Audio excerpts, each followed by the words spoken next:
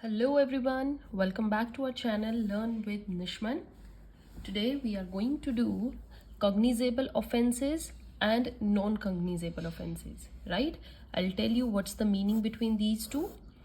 Cognizable offense is covered in section 2 clause C and non-cognizable under section 2 clause L.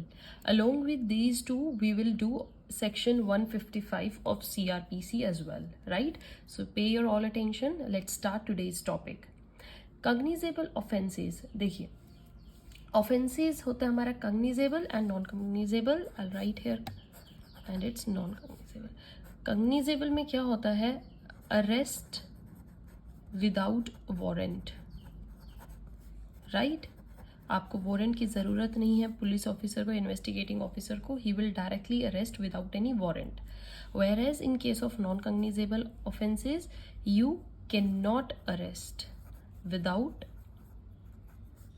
Warrant, और you can say can arrest without warrant.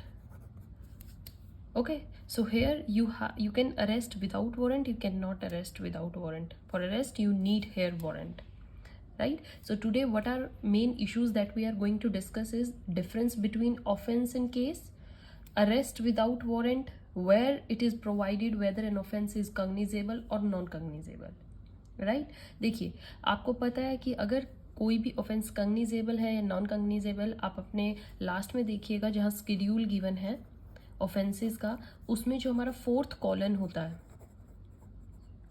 Right? Fourth colon में लिखा होता है these offences comes under cognizable category और non cognizable if they are grave offences. Grave क्या होता है बच्चे? सीरियस नेचर के हैं, राइट? बहुत ही सीरियस नेचर का क्राइम है तो वो कॉग्निजेबल होगा. लेसर सोसाइटल इम्पैक्ट है, मतलब इतना सीरियस नहीं है, लेस सीरियस, जिससे सोसाइटी पर कम इफेक्ट पड़ता है, they are non cognizable. Okay, in case of other offences, अगर हम अदर ऑफेंसेस की बात करते हैं मतलब विदाउट आईपीसी वाले, ठीक है, other offences, if they are punishable with death, life imprisonment, कौन कौन से? Death plus life imprisonment and more than 7 years, these will come in the category of cognizable offense, right? And if ये question आपसे interview में पूछे जाते हैं बच्चे, one word answers, that why I am giving you some introduction about these. Non cognizable में for other laws, right, जिसमें punishment is the criteria. But अगर हम पनिशमेंट ना देखें, ये तो पनिशमेंट की हो गई, जिसमें ये पनिशमेंट है वो कग्निजेबल, इनसे लेस 7 years हैं तो वो हमारे non कग्निजेबल.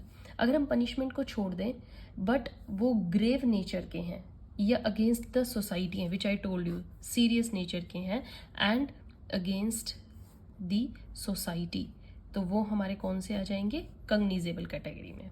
And if they are less serious and have less impact on society, they will be non-cognizable, right? So what is there? Arrest without warrant. Our schedule provides in the fourth column whether they are cognizable or non-cognizable. Sometimes punishment को देखकर भी हम पता लगाते हैं कि cognizable category में आएंगे कि नहीं. And then what their effect is on society, how much seriousness is there, that is also one point to differentiate cognizable and non-cognizable, right बच्चे? अब now let's discuss what's the meaning, difference between case and offense, right? एक case और offence में क्या difference होता है? Let's take them. Offence is an act, okay, ये एक एक्ट होता है, एक्टिविटी की गई है ऑफेंडर के द्वारा. The actus reus is caused wrong under any criminal law. Offence क्या होता है? कोई भी wrong actus reus, it is against any criminal law.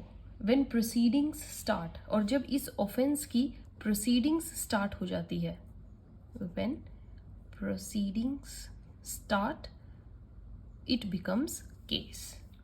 समझ में आया बच्चे? So an offense is in itself a wrong which constitutes the consequences of an act declared to be punishable under a criminal law. But the moment जैसे ही criminal proceedings start हुई, begin for the offense, like आपने FIR launch कर दी, complaint हुई, it will become a case. If it was a single offense, then case will be cognizable case. अगर offense was a cognizable, तो हम इसको देखिए cognizable offense है, जो case होगा वो भी cognizable case बोला जाएगा. And if it was a non-cognizable, then case would be a non-cognizable case.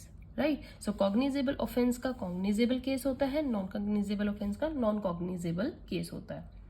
Okay? So when more than one offense involved, अगर offense बहुत ज़्यादा तरीकों के हैं, जैसे एग्जाम्पल देखिए A murder B, right, then क्या हुआ, he trespassed, mischief, intimidation, hurt किया, यहाँ पर क्या है, then a single FIR would be filed as committed in a single transaction. एक ही ट्रांजैक्शन में जितने भी क्राइम्स होते हैं उनके लिए हम एक सिंगल FIR कॉन्स्टिट्यूट करते हैं.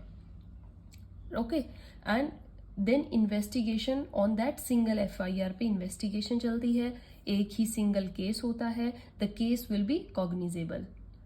Okay, so can he arrest without warrant? Okay, ये can be arrest without warrant. अब रूल क्या है, इफ सेम केस है, involves several offenses, even if the offense is cognizable, then it is a cognizable offense. ये किस category में आएगा, cognizable offense की कैटेगरी में आएगा.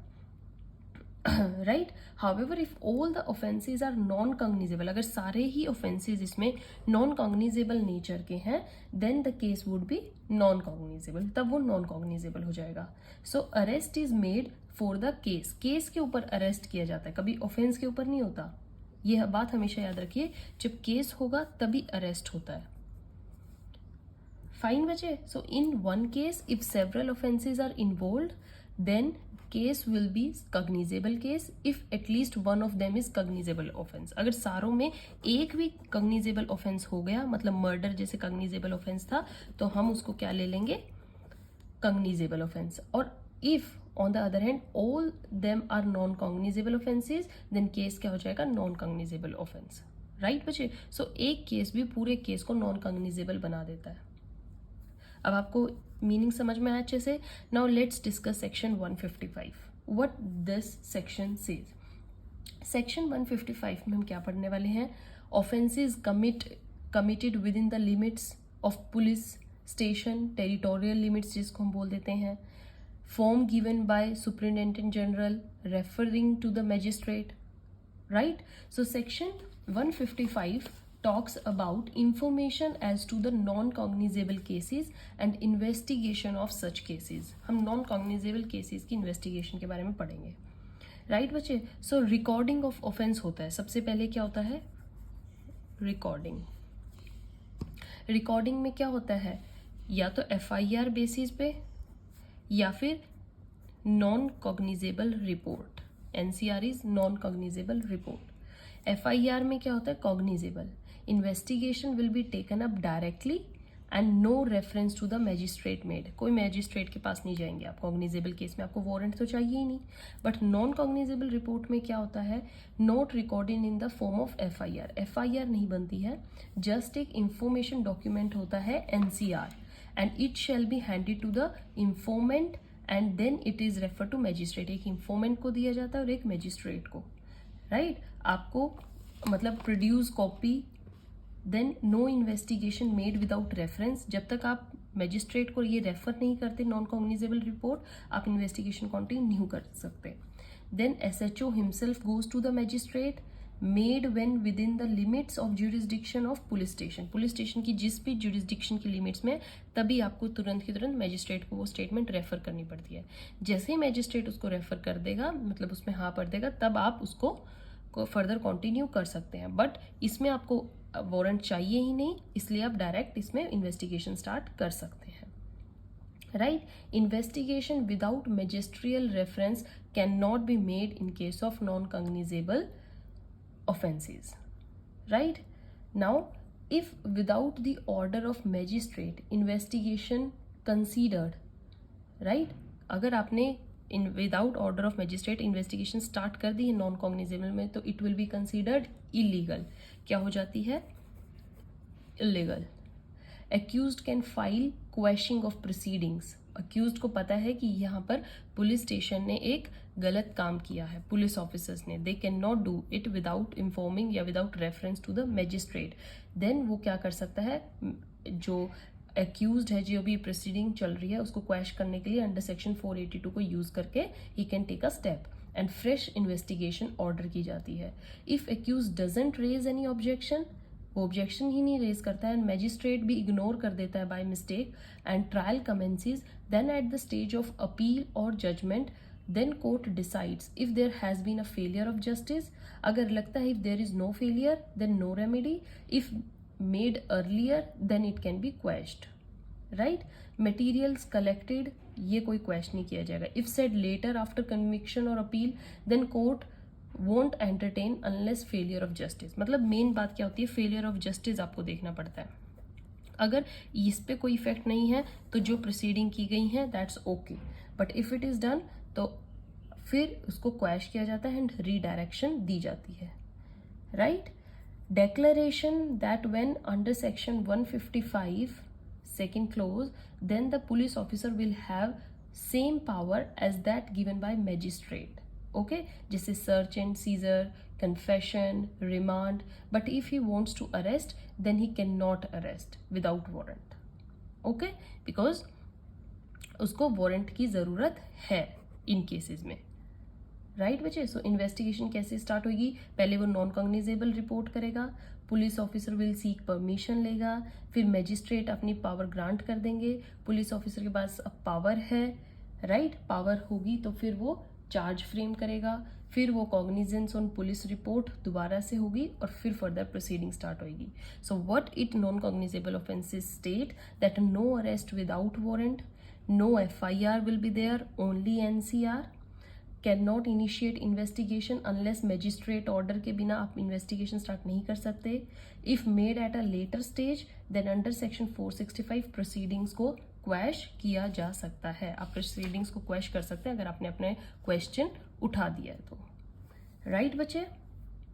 okay, so non-cognizable में what you need is the most warrant. A non-cognizable, an arrest cannot be made without warrant, that our section 2 clause L states, okay. Documents plus territorial jurisdiction.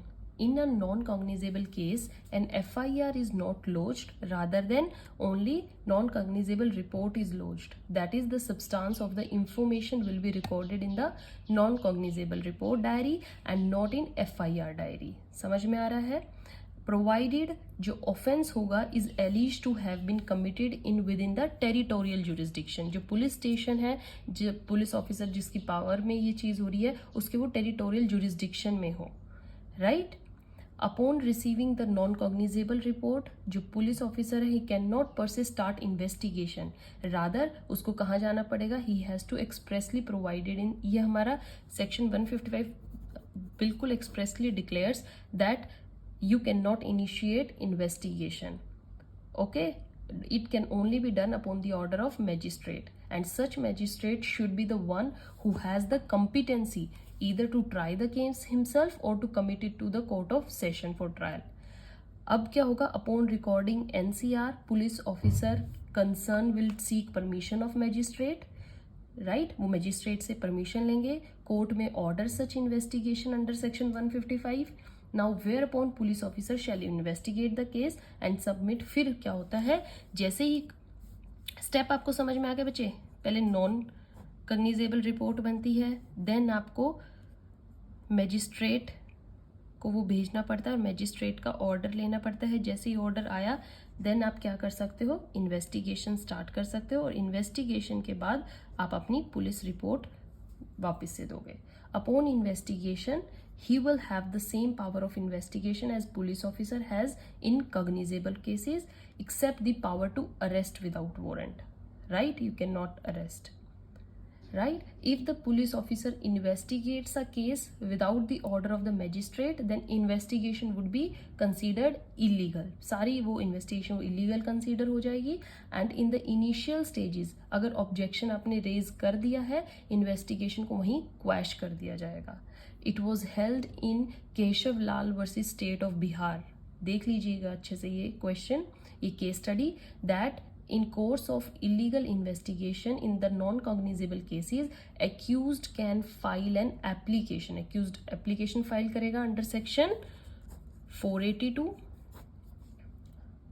Okay 482 के अंदर किसको? To high court and have the investigation quashed, और even if the trial has commenced in the initial stages, quashing can be done by High Court. Even the magistrate may, upon the police report, refuse to take cognizance. However, at the later stages of trial or after the judgment in appeal, if accused raises objection, then investigation को एकदम से quash नहीं किया जाएगा. Rather, court will examine whether there has been a consequent failure of justice or not. अगर हुआ है तो फिर quash कर दी जाएगी. समझ में आया बच्चे? मैंने आपको बहुत डिटेल में दी है इंफॉर्मेशन ताकि आपको अच्छे से क्वेश्चन समझ में आए. ओके तो एक बार फिर से रिकैप कर लेते हैं. Recording of NCR not FIR, investigation order of magistrate, if not then it will be illegal and can be quashed, judicial magistrate competent to try और coherent the case, then it can done by area magistrate. Recording only when made within the territorial jurisdiction. Once order made, then there is a power except the arrest without warrant. सिर्फ आप arrest नहीं कर सकते, rest you have all the powers. Okay बच्चे समझ में आया? Then आपका क्या आता है बच्चे? Information under section 155 close 2 regarding cognizable offences. Can magistrate order on his own without police report? बिना पुलिस रिपोर्ट के मैजिस्ट्रेट खुद से ऑर्डर कर सकता है कि yes you can go? Yes.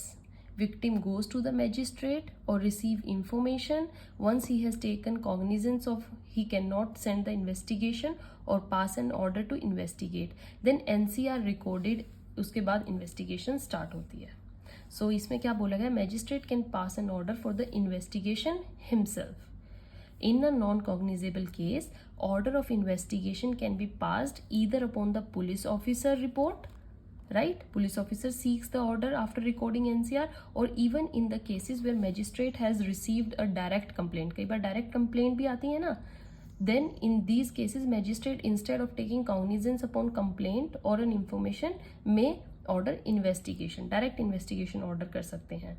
And upon such order, police officer will record the non-cognizable report and conduct the investigation at the end, which will file, then he will file the police report.